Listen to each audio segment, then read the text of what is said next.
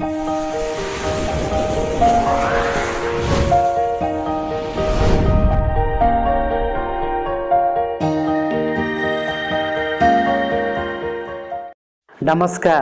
क्यामेराबाट रञ्जना देवकोटाको साथमा म हुँ ज्योतिषी ठाकुर देवकोटा। आदरणीय दर्शकहरू, भनिन्छ नि मानिसको पहिचान जुत्ता र चप्पलबाट हुन्छ अरे। मानिसको सबभन्दा पहिले हेर्ने भनेको कहाँ जुत्ता कस्तो छ, चप्पल कस्तो छ हेर्छन्। त्यसैले हाम्रो इज्जत ढाक्ने, हाम्रो मान प्रतिष्ठा बढाउने जुत्ता चप्पल महत्त्वपूर्ण हो नि त। त्यसैले भनिन्छ नि कुनै पनि व्यक्तिको घर कस्तो छ भनेर थाहा पाउनलाई शौचालय हेरे थाहा हुन्छ अरे। मानिसको यसको स्वभाव कस्तो, यो मान्छे कस्तो भनेर जान्नको लागि जुत्ता र चप्पल हेऱ्यो भने थाहा हुन्छ अरे। त्यसैले हाम्रो जीवनमा आफ्नो घरमा जे जस्तो पीडा हामीसँग भए तापनि बाहिर यात्रामा जाँदा जुत्ता चप्पल राम्रो हुनु राम्रो कुरा हो। त्यसकारण च्याथिएको किन नहोस्, त्यसलाई हामीले सिलाएर अथवा चाहिँ जुत्तामा पालिस लगाएर हामीले जुत्ता चप्पल चाहिँ राम्रो व्यवस्थित लाउनुपर्छ है। किनभने यसले हाम्रो इज्जत धान्छ। र अर्को कुरा के हो भने जिन्दगी भनेको यात्रा हो। हामी जीवनमा यात्रा गर्छौँ, हामीले यात्रा गर्ने भनेको चाहिँ जुत्ता चप्पल लगाएर हो। त्यसैले हामीलाई हिँड्नको लागि सहायता गरे त यो जुत्ता चप्पल भएन भने हामी हिँड्दैनौँ नि।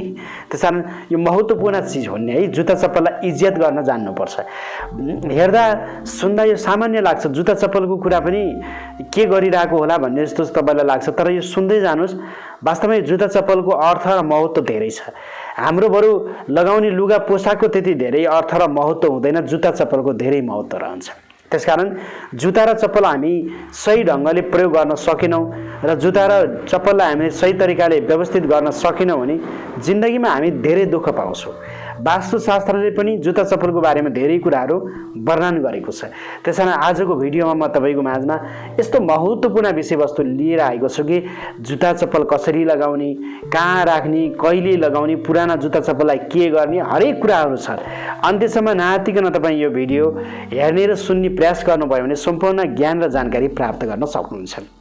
आदरणीय दर्शकहरू, त्योभन्दा पहिले हाम्रो च्यानलमा तपाईँ नयाँ हुनुहुन्छ, पहिलोपटक हेर्दै हुनुहुन्छ, च्यानललाई सब्सक्राइब गर्नुभएको छैन भने सब्सक्राइब गर्नुहोला। किनभने नयाँ नयाँ कुराहरू हामी तपाईँको माझमा राख्छौँ र तपाईँले नजिकै रहेको बेल घन्टीमा गएर अलमा क्लिक गर्न नबिर्सिनुहोला। यसो गर्नुभयो भने नयाँ ज्ञान र विशेषताहरू प्राप्त गर्न सक्नुहुन्छ। केही जिज्ञासा छ भने हामीले स्क्रिनमा देखाइरहेको नम्बरमा तपाईँले फोन गर्न सक्नुहुन्छ है। अब म ढिला नगरिकन यहाँहरूको माझमा जानकारी दिन्छु, जुत्ता चप्पल हामीले घरमा कसरी राख्ने, पहिला त्यो कुरा गरौँ है त। सबभन्दा पहिलो कुरा के हो भन्नुहुन्छ भने जुत्ता चप्पल हामीले घरमा मिलाएर राख्नुपर्छ। मिलाएर भने के त, प्राय तपाईँहरूको घरमा मैले देखिरहेको हुन्छु, एउटा जुत्ता अलि पर हुन्छ, एउटा जुत्ता चप्पल यता हुन्छ, एउटा उल्टो हुन्छ, एउटा सुल्टो हुन्छ होइन।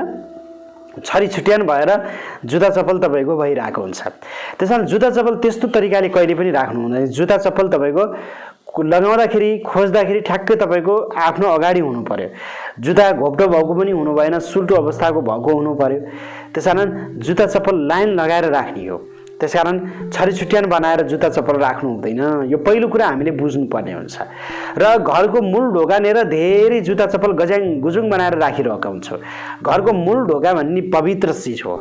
त्यसकारण घरको मूल ढोकाभन्दा अलिक टाढा राख्नु पऱ्यो कि हामीले जुत्ता चप्पल, बाहिर छराउने पनि क्या। अब सधैँ हामीले राखिरहने त हामीले चाहिँ अब म त्यो कुरा गर्दैछु कहाँ राख्ने भन्ने कुरा होइन, तर पनि तत्कालीन अवस्थामा पनि जुत्ता चप्पल छराएर राख्ने, मूल ढोकामा राख्ने होइन नि। मूल ढोकामा कोही तपाईँको जुत्ता चप्पलमा ठोकिन्छ, लटपटिने अवस्था रहन्छ। त्यसकारण मूल ढोकामा हामीले जहाँ तपाईँको घरभित्र प्रवेश गर्ने ठाउँमा जुत्ता चप्पल राख्नु हुँदैन। त्योदेखि अलिकति साइड लगाएर हामीले राख्नुपर्छ है त। अब रह्यो कुरो हामीले जुत्ता चप्पल कहाँ राख्ने त भन्ने कुरा तपाईँलाई मनमा आइरहेको छ होला। जुत्ता चप्पल हामीले कहाँ राख्ने हो भने जहाँ त्यसलाई भनिन्छ नैऋत्य कोण। नैऋत्य कोण भनेको दक्षिण र पश्चिमको कोण।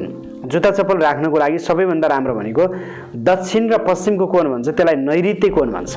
त्यसकारण तपाईँले घरको मूल ढोकामा राख्नुभन्दा घरको बाहिरतिरका जुत्ताहरू पनि दक्षिण पश्चिम नैऋत्य कोणमा राखिदिन सक्नुहुन्छ। त्यो ठाउँमा राख्ने, घरभित्र राख्नु पर्यो भने पनि तपाईँले दक्षिण पश्चिमको कोण नैऋत्य कोणतिर जुत्ता चप्पल राख्न सक्नुहुन्छ। त्यसरी तपाईँले जुत्ता चप्पल राख्नुभयो भने राम्रो हुन्छ।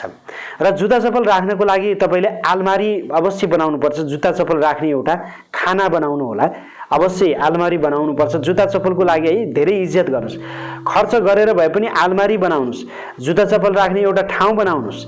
यो महत्त्वपूर्ण विषयवस्तु हो। अब रह्यो हामीले विशेष गरेर यात्रामा जाने बेलामा जुत्ता चप्पल उल्टो भयो भने हाम्रो सायद बिग्रिन्छ, त्यसले नराम्रो अशुभ सङ्केत दिन्छ। त्यसकारण हामीले जुत्ता चप्पल जहिले पनि सुल्टो बनाएर राख्नुपर्छ, उल्टो बनाएर राख्नु हुँदैन।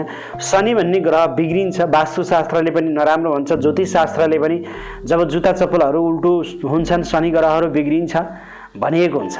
यो हामीले बुझ्नुपर्ने कुरा हो। त्यसकारण उल्टो जुत्ता चप्पल कहिल्यै पनि नबनाउनु। यदि अरू कसैको पनि उल्टो जुत्ता चप्पल परेको छ भने तपाईँहरूले सुल्टो बनाउने काम गर्नुपर्छ।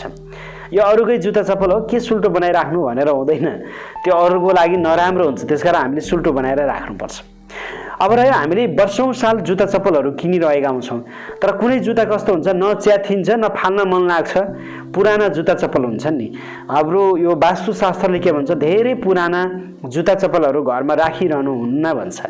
त्यसकारण कि त त्यसलाई प्रयोगमा ल्याउनुहोस्, होइन भने तपाईँले कुनै एउटा दिन पारेर त्यसलाई तपाईँले विसर्जन गराइदिनुहोस्, फालिदिनुहोस् है।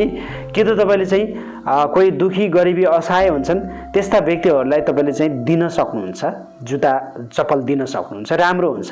तपाईँ शनि ग्रहको चाहिँ दोष निवारण रहन्छ।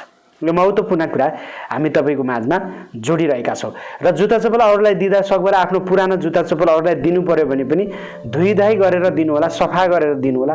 तपाईँसँग भएको शक्ति अरूसँग नजाओस् है। सकभर त दिनु होइन, दिनु पर्दैन, तपाईँले फाल्ने नै हो। यदि तपाईँको राम्रो छ, कसैलाई दिन मन लाग्यो, दुखी गरिबी असहायले लगाउन सक्छन्, त्यस्तो अवस्थामा तपाईँले धुइधाइ गरेर त्यसलाई शुद्धिकरण गरेर दिनुभयो भने तपाईँको सकारात्मक ऊर्जा अरूसँग जाँदैन है। यो बुझ्नु होला। त्यसै गरी अर्को कुरा के छ भन्नुहुन्छ भने तपाईँले घरको नैऋत्य कोणमा यदि जुत्ता चप्पल राख्ने ठाउँ छैन भने यसलाई भनिन्छ पश्चिम उत्तरको कोण, वायव्य कोण भन्छ। वायव्य कोणमा पनि तपाईँले जुत्ता चप्पल राख्ने बनाउन सक्नुहुन्छ, त्यो ठाउँ पनि तपाईँको लागि राम्रो हुन्छ। र तपाईँ कुनै विवाह पार्टी समारोह अफिसहरूमा जागिरी गर्ने व्यक्तित्व रहनुहुन्छ, हरेक यात्राहरू शुभ रहोस् भन्न चाहनुहुन्छ भने कालो जुत्ता प्रयोग गर्नुपर्छ है।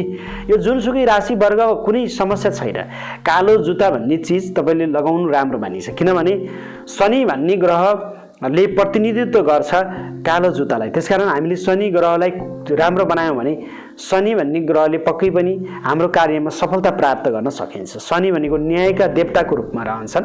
हामीले चाहिँ राम्रो तरिकाले चाहिँ तपाईँको जुत्ताहरूलाई चाहिँ लगाएर गयौँ भने शनि सकारात्मक रहन्छन्। त्यसकारण यो कालो जुत्ता प्रयोग गर्नु राम्रो। प्राय मान्छेहरू कालो जुत्ता किन प्रयोग गर्छन् होइन, जस्तै दुलाको पनि कालै जुत्ता हुन्छ नि, त्यसकारण लेदरकै जुत्ता, छालाकै जुत्ता भए पनि कालो जुत्ता हुन्छ, स्कुलमा पनि कालो जुत्ता हुन्छ। कालो जुत्ता भनेको एउटा राम्रो है, सकारात्मक हो। त्यसकारण हामीले कुनै पनि शुभ कार्यहरूमा, हामी अफिसहरूमा कुनै पनि ठाउँमा जाँदा कालो जुत्ता लगाएर सायद गर्नुहोस्, राम्रो हुन्छ। यो महत्त्वपूर्ण कुरा हो। त्यसै गरी अर्को कुरा के छ भन्नुहुन्छ भने तपाईँ यो जुत्ता चप्पल लगाएर पूजा कहिले पनि गर्नु हुँदैन है।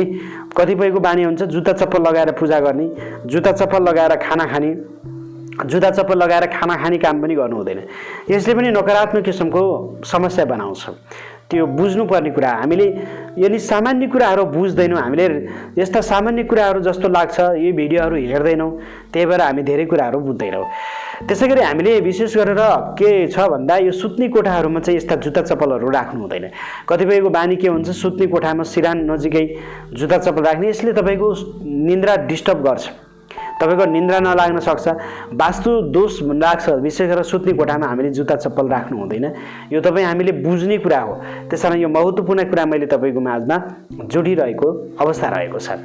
त्यसै गरी रह्यो अर्को कुरा के छ भन्नुहुन्छ भने हामीले जुत्ता चप्पल विशेष गरेर राख्दाखेरि तपाईँले चाहिँ विशेष देखिने गरी प्रष्ट थाहा हुने गरी राखिदिनु भयो भने राम्रो हुन्छ।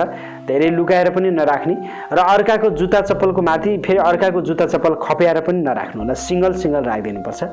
त्यस्तो गर्नुभयो भने सकारात्मक राम्रो कुरा हुन्छ। त्यसैले हाम्रो इज्जत मान प्रतिष्ठा ढाक्ने, इज्जत जोगाउने जुत्ता चप्पललाई हामीले पनि सम्मान गरौँ। अवश्य यी जुत्ता चप्पललाई सही तरिकाले हामीले व्यवस्थित गऱ्यौँ र जुत्ता चप्पललाई हामीले सम्मान गर्न सक्यौँ भने जुत्ता चप्पलले पनि हाम्रो इज्जत बचाउँछ। हामीले बुझ्नुपर्ने यो महत्त्वपूर्ण कुरा हामी तपाईँको माझमा जोडिरहेका छौँ।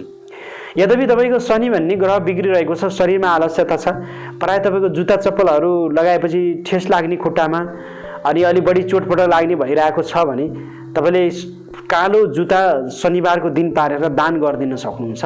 त्यसो गर्नुभयो भने तपाईँको बढी चोटपटक लाग्ने त्यस्तो समस्याहरू भयो भने तपाईँको समस्या हल हुन्छ। है। त्यही कारण यो तपाईँले गर्न सक्नुहुन्छ। कालो जुत्ता दान गर्नु राम्रो र उपयुक्त मानिन्छ। शनि ग्रहलाई हामीले सकारात्मक बनाउन सकिन्छ।